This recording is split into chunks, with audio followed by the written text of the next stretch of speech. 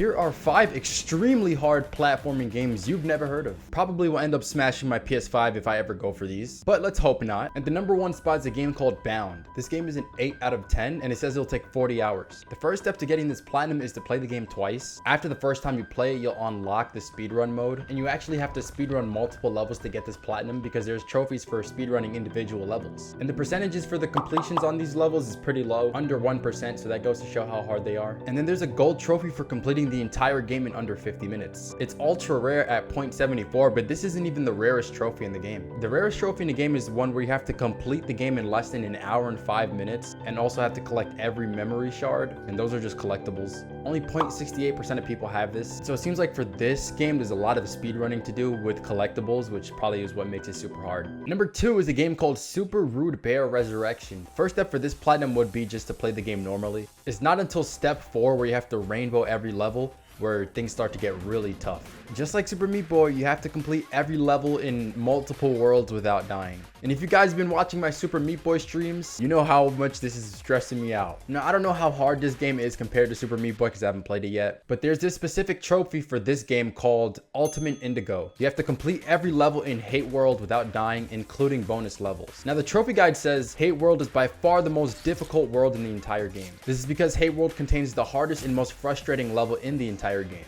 Trepidation. Trepidation will prove to be the ultimate test for those that decide to tackle this platinum trophy. That sounds scary to me. This is what the level Trepidation looks like. Yeah, that stuff is ridiculous, bro. When I finish Super Meat Boy and I decide to ever go for this game's platinum, it's gonna give me PTSD. What if I told you that's not the hardest part about this platinum trophy though? According to the trophy guide, step 5 is the hardest part of the game, but only if you don't decide to use an exploit that's available. And this trophy within step 5, called Brown Bomber, is claimed to be without a doubt the hardest trophy in the game. In this, you have to defeat 8 bosses in a row without dying. So what is this, like a mixture of Hollow Knight and Super Meat Boy trophies? Like, what? And then on top of that, there's a speedrun trophy in the game too, but the trophy guide doesn't claim it to be that difficult. It's just something to add on there. Man, bro, this game sounds tough. And that's only the second game. They get harder from here. Now, the next game is a game called N++. Now, PSN Profiles has this as an 8 out of 10 in 75 hours. PlayStationTrophies.org also has a guide for it, and it says it's a 9 out of 10. After looking through the trophy guides, it seems like the hardest trophy is one called Ninja. Beat the entire expert row of solo episodes. And on the guide, it says you should still expect that some of these levels might take you an hour or maybe several hours before you manage to beat them. Sounds like something I've been going through currently.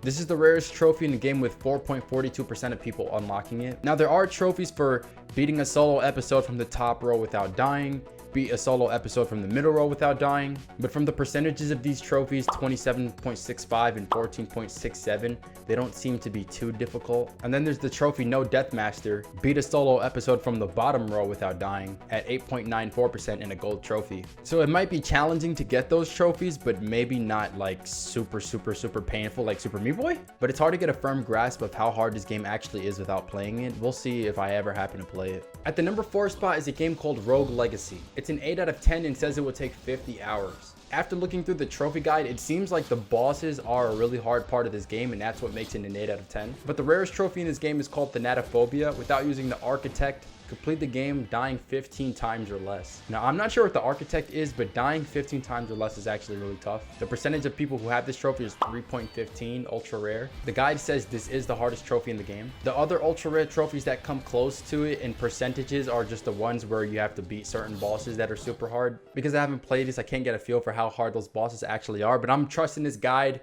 I'm going by the numbers. It probably is really tough. At the number 5 spot, the last and final but hardest game on this list is a game called Jump King. This game is a 10 out of 10 and says it will take 60 hours. But there is a caveat here. You can use a save exploit where you upload your saves to the cloud service or a USB in case you mess up, and this reduces the difficulty to a 6 out of 10 and cuts the time in half. Someone on stream, as I was playing the no death runs on Super Meat Boy, told me about this game, and I've never heard of it before until that. I think they warned me against playing it because it was that hard. The hardest trophy in this game is called Nobody's Perfect. complete Ghost of the Babe with only 2 falls. Now those 2 falls are part of the main story. You cannot avoid them. So essentially you just can't fall at all. And by looking at this game's gameplay, you're gonna fall a lot when you first pick it up. So you kind of have to be perfect with your jumps if you want to get this trophy. 2.98% of people have this. It's ultra rare. And then there's another trophy called Possessed Jumper where you have to complete Ghost of the Babe within 30 minutes. Now I have no idea what Ghost of the Babe is because I've never played this, but it's a 3.78% ultra rare silver trophy and it's a speedrun trophy. So speedrun trophies are always like high pressure, right? Now the good thing about this is you can combine this trophy with the previous one where you can only fall